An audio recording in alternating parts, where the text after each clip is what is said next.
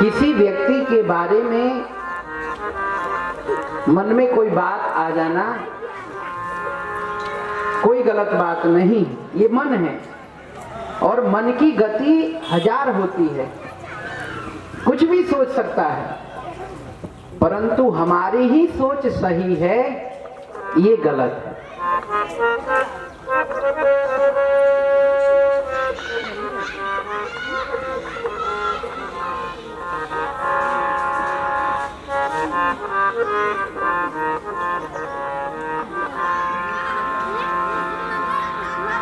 भरद्वाज जी ने जो बात पूछी वो उचित है।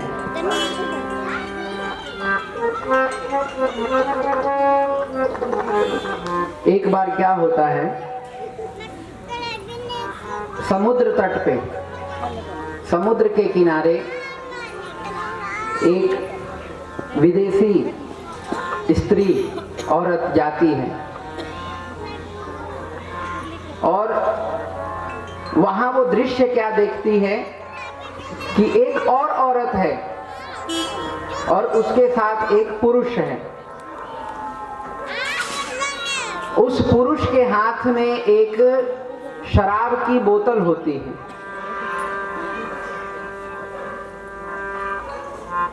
और उस बोतल को वो मुंह में लगा करके पी रहा होता है और पीने के बाद जो उसके संग में स्त्री होती है उसकी गोद में अपना सिर रख करके सो जाता है।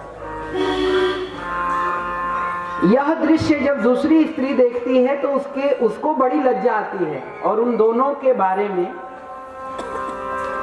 वो बड़े ही कुत्सित विचार अपने मन में भर करके और वहां से जाते गुजरते हुए जो भी व्यक्ति मिलता है उसको उस रास्ते पे जाने से रोकती है कि उधर मत जाना, उधर एक स्त्री और पुरुष बड़ी अभद्र अवस्था में पड़े हैं।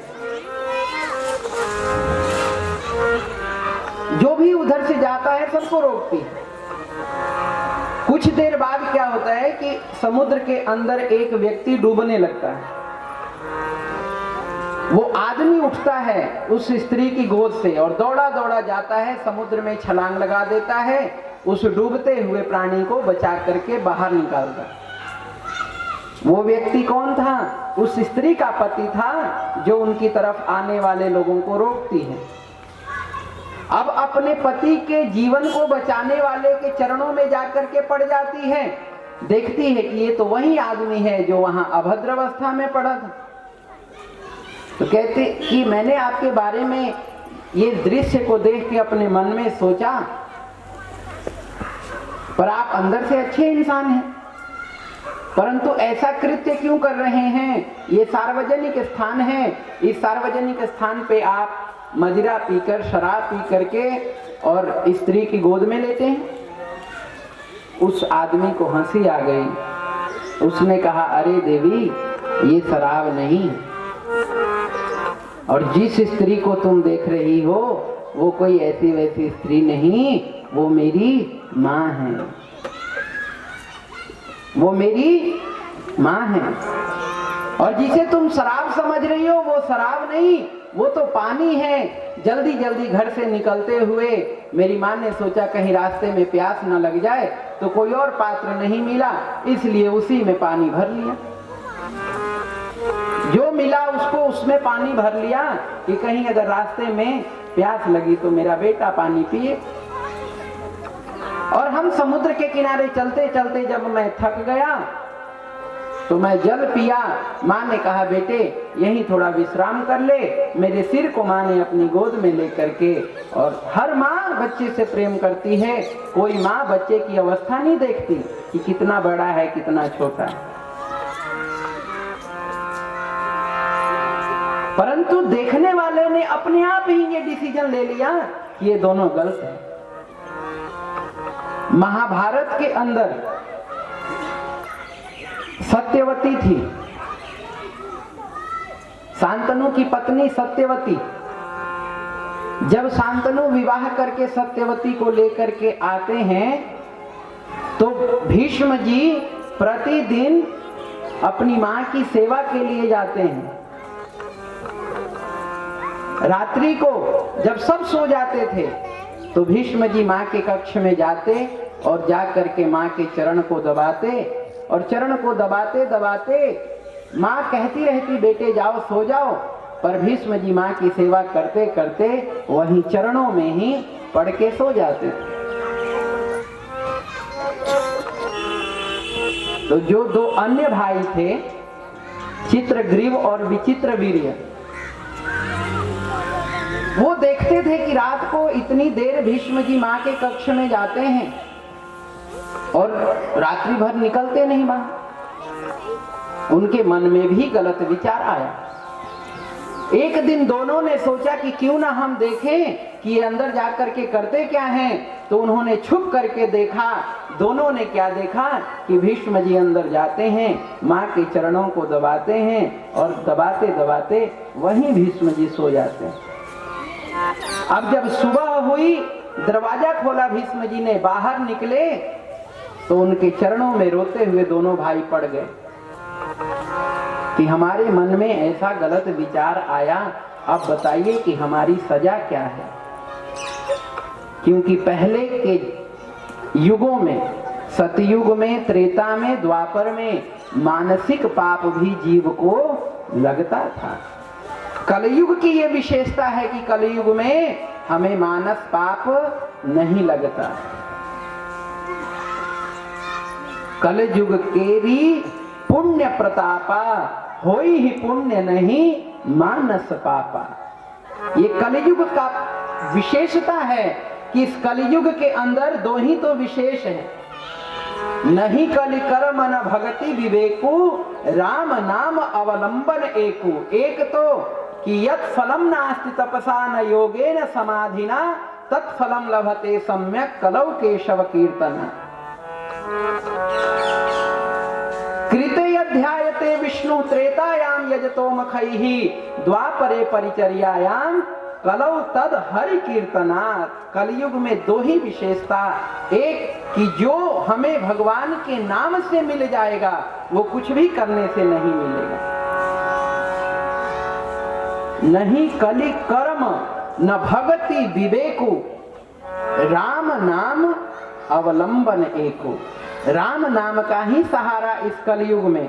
और दूसरा, कहीं होई ही पुण्य नहीं मानस पापा। कलयुग के अंदर मानसिक पाप जीव को नहीं लगता, अपितु हम मन से किसी के बारे में अच्छा सोचें तो उसका पुण्य हमें जरूर मिलता है। यही विशेषता देखी कलयुग की राजा परीक्षित ने। कलयुग को छोड़ दिया, मारा नहीं। अनेक अधर्म है इस कलयुग में, परंतु ये दो विशेषता है कि एक भगवान के नाम से बेड़ा पार है और दूसरा मानसिक पाप नहीं लगता। अगर मानसिक पाप भी इस कलयुग में लगता तो फिर इस जीव का कुछ भी ठिकाना नहीं था। क्योंकि आज के समय में दूसरे का अच्छा सोचना तो बड़ी दूर की बात, ये जीव का स्वभाव बन गया है। तो आप विचार कीजिए कि यदि पाप का, मानसिक पाप का भी प्रभाव होता तो हमारी क्या गति होती। दोनों भाइयों ने भीष्म जी से पूछा कि अब तो हमें ये मानसिक पाप लग गया है, अब हम क्या करें,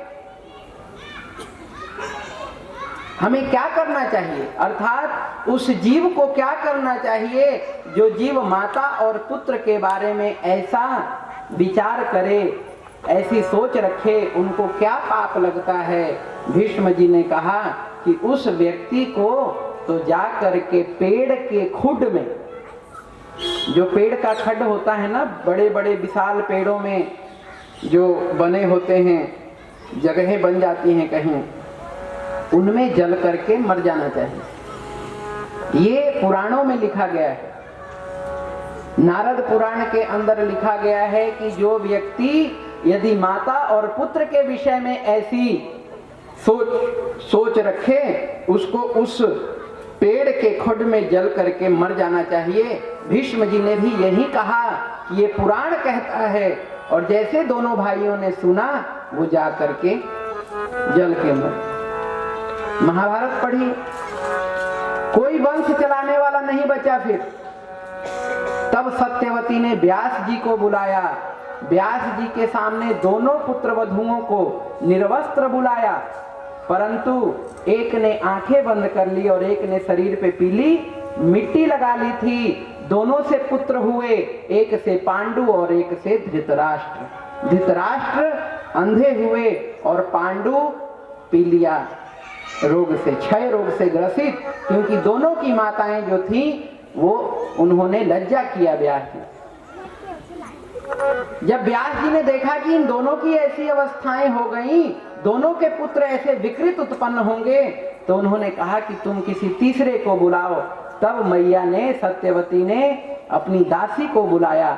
दासी जब आई उस अवस्था में, तो उनसे फिर विदुर जी उत्पन्न हुए। बोलिए सत्यवत्सल भगवान की जय। तो बात चल रही है भक्तों मानसिक पाप पे। उन दोनों को मानसिक पाप लगा, ये महाभारत की ये दशा हुई। कोई वंश में रहा नहीं। तो इस कलयुग में यदि मानसिक पाप हो जाए तो सोचो क्या हाल है। कहने का तात्पर्य ये है कि हमारे मन में यदि विचार कोई आ जाता है तो आवश्यक नहीं कि आप जो सोच रहे हैं वो सही है, अर्थात उसका निराकरण कर लेना अति आवश्यक है। राम कवन प्रभु पूछूं तो ही, राम कवन प्रभु पूछूं तो ही, राम कवन प्रभु पूछूं तो ही, राम कवन प्रभु पूछूं तो ही, कहिय कृपा निधे बुझाई मोहि, कहिय कृपा निधि बुझाई मोहि, एक राम अवधेश कुमारा, एक राम अवधेश कुमारा, ताकर चरित विदित संसारा, ताकर चरित विदित संसारा, नारी विरह दुख लहऊ अपारा, नारी विरह दुख लहऊ अपारा, भयहु रोष रन रावण मारा, भयहु रोष रन रावण मारा, जय सिया राम जय, जय सिया राम, जय सिया राम जय, जय सिया राम, जय सिया राम जय, जय सिया राम, जय सिया राम जय, जय सिया राम, जय सिया राम जय, जय सिया राम, जय सिया राम जय, जय सिया राम।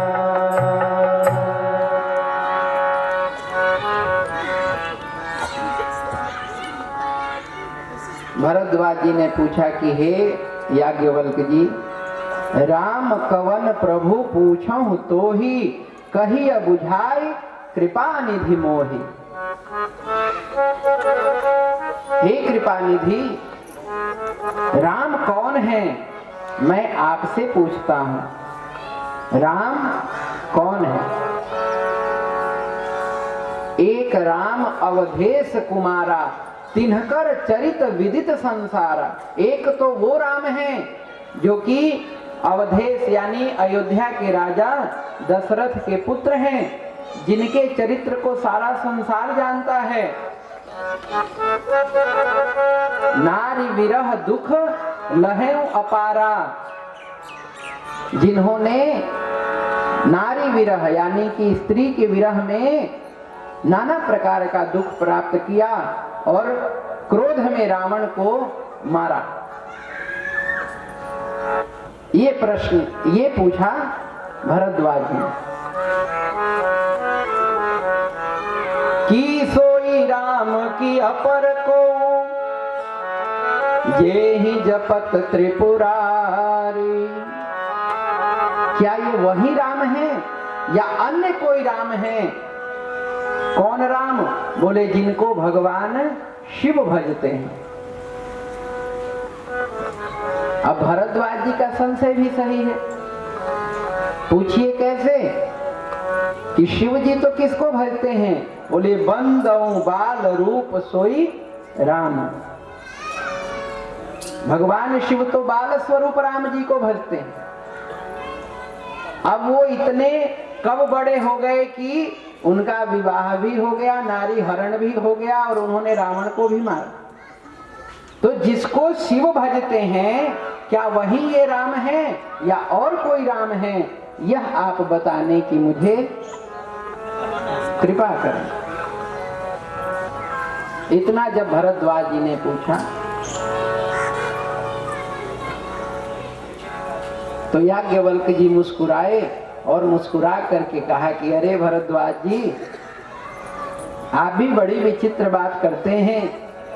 सब कुछ जानते हुए भी मुझसे ऐसी बात करते हैं जैसे कि कोई बच्चा प्रश्न करता है।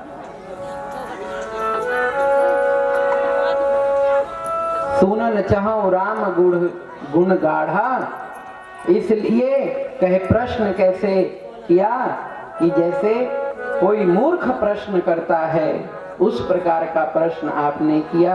परंतु आप चिंता मत कीजिए, मैं आपको अवश्य सुनाऊंगा। यदि राम की ही कथा आप सुनना चाहते हैं तो राम के चरित्र को, राम की कथा मैं आपको सुनाऊंगा और जिस प्रकार से आपका प्रश्न है उसी प्रकार से मैं उत्तर दूंगा। गुरु वही होता है जैसा कि शिष्य का प्रश्न हो उसी प्रकार से उत्तर दे, जिसको उसको समझ आ जाए, है ना। जिस प्रकार से शिष्य समझ सके गुरु वैसे ही शिष्य को समझाता है। तो जो आपने प्रश्न किया उस प्रश्न का उत्तर ये है कि ऐसा ही प्रश्न एक बार पार्वती जी ने शिव से किया था। जब पार्वती ने शिव से प्रश्न किया तो जो प्रश्न के उत्तर, पार्वती के प्रश्न का उत्तर जो शिव ने दिया वही उत्तर अब मैं आपको दूंगा और वही कथा सुनाऊंगा जो कथा भगवान शिव ने माँ पार्वती को सुनाई थी। बोली रामचंद्र भगवान की जय। वो कथा कहाँ से प्रारंभ होती है हम आपको अवश्य सुनाएंगे। आइए उससे पहले एक भजन सुन करके फिर हम कथा में प्रवेश करते हैं। बोले रामचंद्र भगवान की